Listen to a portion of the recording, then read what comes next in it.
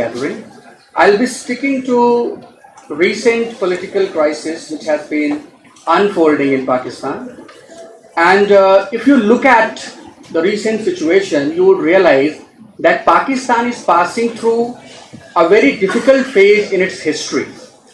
And as a student of Pakistan studies, I am not surprised at all. Why? Because Pakistan never learns from history. It never learns from a crisis. And that is the reason Pakistan tries to come out of one crisis and suddenly it realizes that it's in another crisis. Right? Although I have to stick to the political crisis, but I also think that it's important to understand the context in which this political crisis is actually unfolding. Pakistan has barely come out of an imminent economic default in recent June 2023.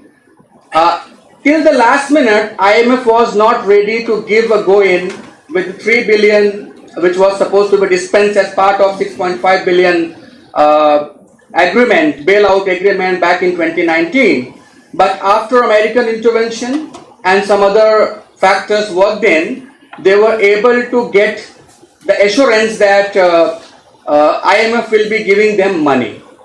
So once IMF agreed, understand this, like 1 billion came from China after IMF agreed that it will give 3 billion.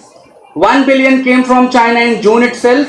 In July, I think 2.6 billion came from Saudi Arabia, and again IMF gave 1.2 billion to Pakistan. So that's how it was able to come out of that imminent economic default. Then if you look at the ethnic and sectarian fault lines in Pakistan, they are starkly visible. And the indigenous terror outfits which have been waging a war against Pakistan have re-emerged again very strongly, especially when Taliban recaptured power in Afghanistan. So after that, TTP's attacks against security forces of Pakistan, especially in Khyber Pakhtunkhwa and elsewhere also, have increased in a remarkable way. Now, if you look at Pakistani society is highly fragmented, and they have even more fragmented political class, which is hell-bent on destroying whatever semblance of democratic system they were evolving, especially after General Musharraf's departure. I think if you look at history, 2018 to 2020, 2008 and I think 2008, yes, 2008 until 2018, they had smooth power transfers at the federal level. No bloodshed, no problems. You can say that prime ministers did not complete the tenure, but you can also look at it differently, that at least parliament was able to complete the tenure. In between what happened, somebody pointed out in the beginning that establishment plays a role. Of course, establishment plays a role. And establishment did not like the way Nawaz Sharif was going on.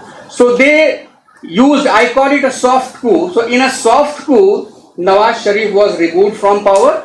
I think Article 62(1)(f) was used of the Pakistani Constitution, which says that a person, one who wants to be a member of Pakistan's National Assembly or provincial assemblies, needs to be sadiq and amil, honest and righteous. अगर हम इसको apply करें ना सही तो पाकिस्तान की parliament में कोई बचेगा नहीं.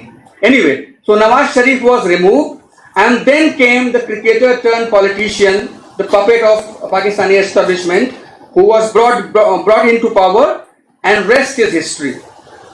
In between what happened, Pakistan army is very conscious of its image, especially the public image. So it realizes after some time that Imran Khan has not been able to deliver the way the Pakistan army wanted them to deliver. There were other issues also.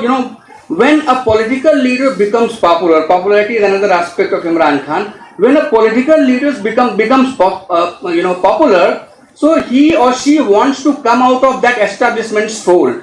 So Imran also made some attempts. He did not succeed. So once army realizes that, look, Imran Khan is not delivering the way we wanted him to deliver, and army's image is taking a dent because people are blaming that, look, it is who you brought Imran Khan to power, right? Especially during COVID times, you must have heard about वो जो आटे के लिए लाइनें लगती थी पाकिस्तान में, आपने टीवी पे देखा होगा. So all these factors, and also yes, there was a problem of removing ISI chief. Imran Khan wanted ISI chief to remain there till the next general election. Bajwa wanted him out. And let me tell you an interesting story. It's not in public domain, I think, especially in Indian media. At one point of time, General Bajwa telephoned personal secretary of Imran Khan and told him that, look, tell your prime minister that I am resigning. And this built pressure. Then later on, Imran said that, look, give me some more time, I will be able to do what you want. Anyway, then when Imran Khan fell out of favor from the establishment, so opposition parties, they thought that they had a chance. And when they got this kind of signal from the establishment, then no confidence motion came in April. You all know, he was removed on April 10 in a no confidence motion. And after that, Shehbaz Sharif became Prime Minister next day, I think. What was interesting here, that unlike earlier occasions, and General Bajwa had given an interview long back, and he had himself confessed the mistake which he made. Unlike earlier occasions, when they were about to remove Nawaz Sharif, so they called journalists, important journalists, and army chief conveyed this message that, look, we are going to change this and we will be having someone else instead of Nawaz Sharif. So that was that kind of information when media got both. And one more thing I would like to point out here, if you talk about Pakistan, don't rely solely on English media. Vernacular media is very, very important. If you do not understand what kind of discussion and debate is going on in vernacular media, I am sorry to say, I would say that you don't understand Pakistan. So vernacular media is very, very important. So now that mistake General Bajwa made, he did not inform that we are going to remove Imran Khan. So he was able to convey that message that, look, we are removing Nawaz and someone else will be in power. This time, they did not inform, and they withdrew the support which Imran Khan was having from the establishment. An interesting story, one of the senator who was fighting against Shahid Khaqan Abbasi, I'm forgetting his name, but in that context, recent information is that army and ISI did not support him. That's why sitting minister lost to an opposition party, right? So after that, once Imran Khan was out and Shehbaz Sharif again came in, not again, I mean, he became Prime Minister for the first time. When Shehbaz Sharif came in, so Imran Khan thought of using its popularity to force both establishment as well as the political dispensation that was at the helm to call for early general elections. So 123 PTI members of National Assembly resigned en masse to put pressure, but pressure didn't work. And it was since then Imran Khan took an open anti-army narrative, although sometimes he doesn't call it anti-army narrative. He says that, I am talking about few people in the army. There is a book by Shuza Nawaz, Cross Sword. If anybody of you are interested, if any one of you can go through. In that book, and interestingly, Shuza Nawaz is the brother of former Chief of Army Staff Asif Nawaz Janjua, and that's why there are lots of inside information which you will not get anywhere else. So in that particular book, he mentions that, look, Pakistan's destiny is controlled by 20 to 22 corps commanders, right? Those who sit in GHQ, and the situation continues even today. So when Imran tried to force his way by resignations for general election, so that was not accepted because these corps commanders, including Chief of Army Staff, they did not agree to that, and Imran Khan failed on that point. Then he retried. In between, the narrative was, the anti-establishment narrative was going on. In January 2023, he retried. This time what he did, Imran Khan decided to dissolve provincial assemblies in Punjab and Khyber Pakhtunkhwa, where PTI governments were in power. Even this did not work. But interestingly, if you look at Pakistan's constitution, So Pakistan's constitution says that Article 2 to 4, I think, Article 2 to 4 of the Pakistani constitution says that if National Assembly or any of the provincial assemblies are completing its term, then you have to conduct elections within 60 days. And if these assemblies are dissolved prematurely, then you have to conduct elections within 90 days. So when these guys resigned from these two assemblies, the idea was that now constitution will chip in and people would not violate the constitution. That did not happen. 90 days means November first week. So that's clear, we are not going to have an election. In between what happened, even Supreme Court gave a date to conduct elections in Punjab. So they violated again. Why? Because establishment was not ready and of course PDM was also not ready. In between what happened, on May 9, Imran Khan was arrested by NAP in a Tosha Khana case. I hope you understand Tosha Khana. जो नहीं समझते उनको बता दें कि तोशा खाना एक ऐसा है कि जैसे जो लोग किसी देश को रिप्रेजेंट करते हैं, जब वो कहीं बाहर जाते हैं या कोई डेलीगेशन बाहर से आता है तो गिफ्ट्स एक्सचेंज होते हैं. तो जो गिफ्ट आपको मिलते हैं वो गिफ्ट तोशा खाना में जमा कराए जाते हैं. तो होता क्या है कि ये गिफ्ट आपको आपके व्यक्तिगत रूप से नहीं मिलते हैं. सपोज करिए कि आपका डिफेंस मिनिस्टर बाहर गया हुआ है, तो डिफेंस मिनिस्टर को वहां के डिफेंस मिनिस्टर ने कुछ गिफ्ट दिया, तो वो गिफ्ट तोशा खाना में जमा होगा क्योंकि वो गिफ्ट इंडिया को दिया गया है, इंडिया के डिफेंस मिनिस्टर को दिया गया है, उस व्यक्तित्व को नहीं दिया गया. So in that case there was some problem because Imran Khan, whatever gifts he got, some of those gifts were sold. He took that home, some of those were sold, and some of those were, some amount was also paid to Tosha Khana, but amount was less and the profit which he generated was more. So in this particular case, Imran Khan was arrested initially, but after that, interestingly, riots broke out.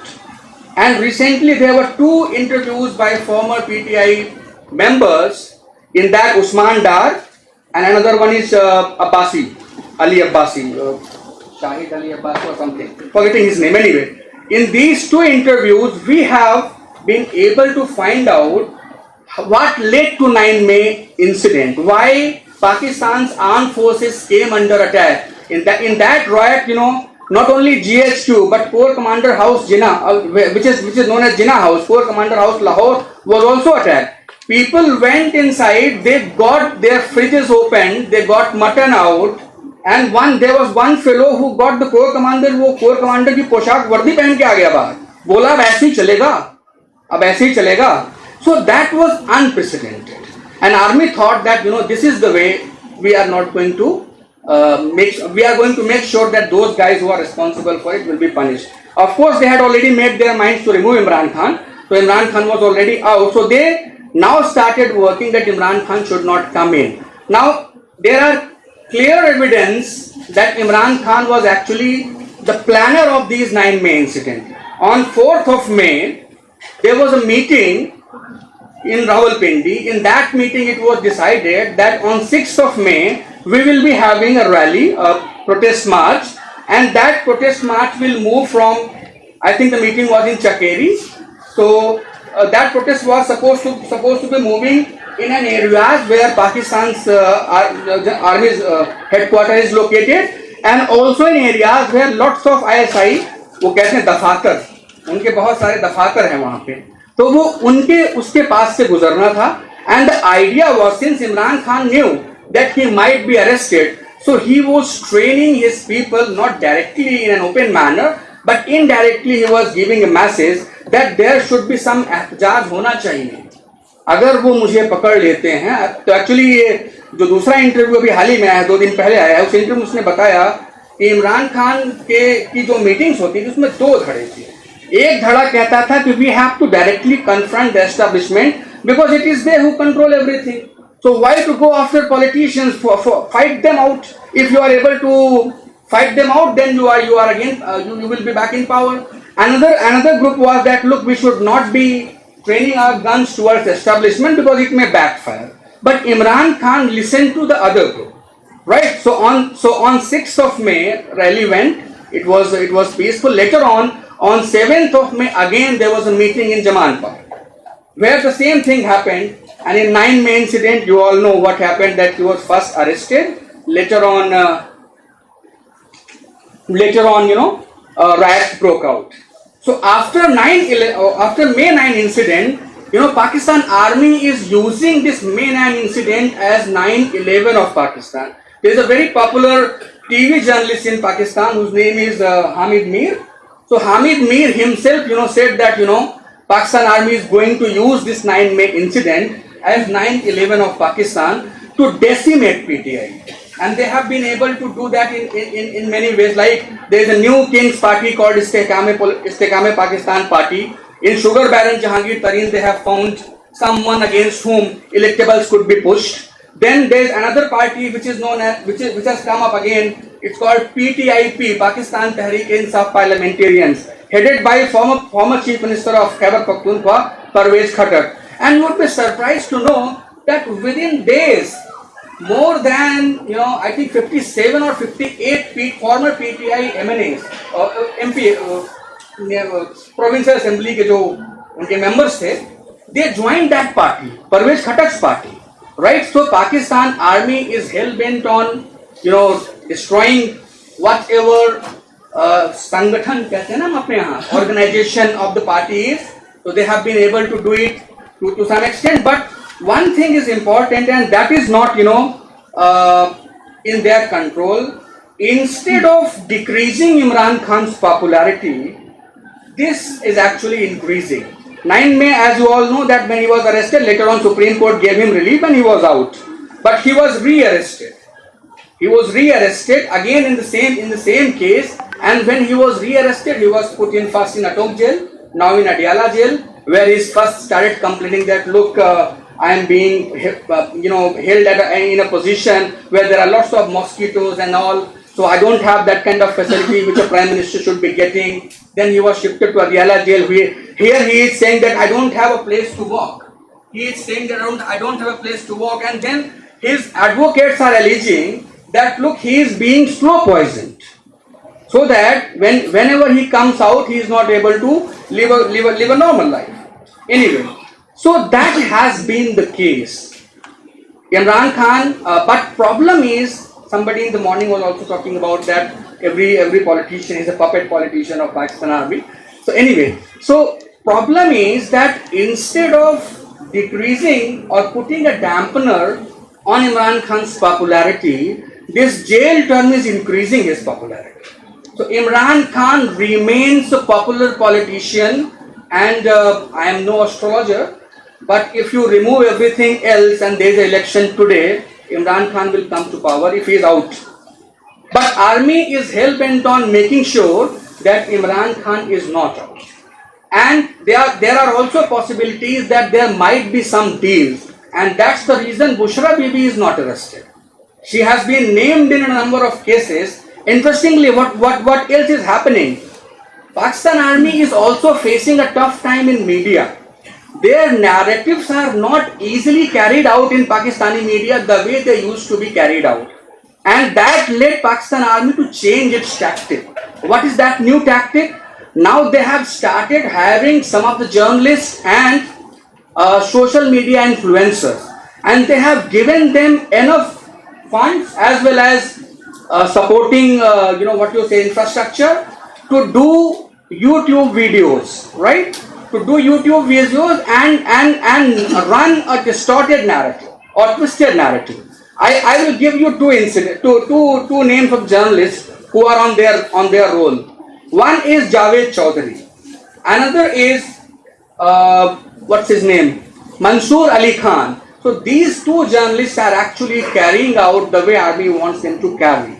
And interestingly, what they do, sometimes they are given specific information, exclusive information, which is not available to anyone else in the Pakistani media. For example, एक red हुई थी इनके घर पे, इमरान खान के घर पे, तो बुशरा बीबी ने, उनकी पत्नी ने, जो सिक्योरिटी फोर्सेस थे उनसे कुछ बहस की थी. आप सोचिए कि वो बहस कोई एक जर्नलिस्ट आपको यूट्यूब चैनल में बताए, तो कैसे बता सकता है जब उसको स्पेशली बताया जाएगा कि ये इंफॉर्मेशन है.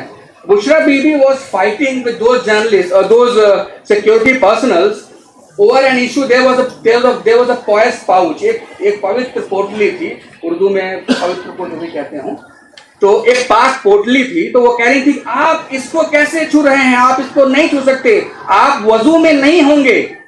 So now the security forces personnel said, how come you know that we are not in wuzu? I am concluding. How come you know we are not in wuzu? ये एक incident. दूसरा incident, Bushra Bibi एक diary maintain करती थी जिसमें उर्दू में वो entries करती थी, और वो डायरी इमरान खान हमेशा अपने साथ लेके चलते थे. उस डायरी की डिटेल्स बाहर हैं. किस तरह की डिटेल? माइन्यूट डिटेल लिखी हुई है.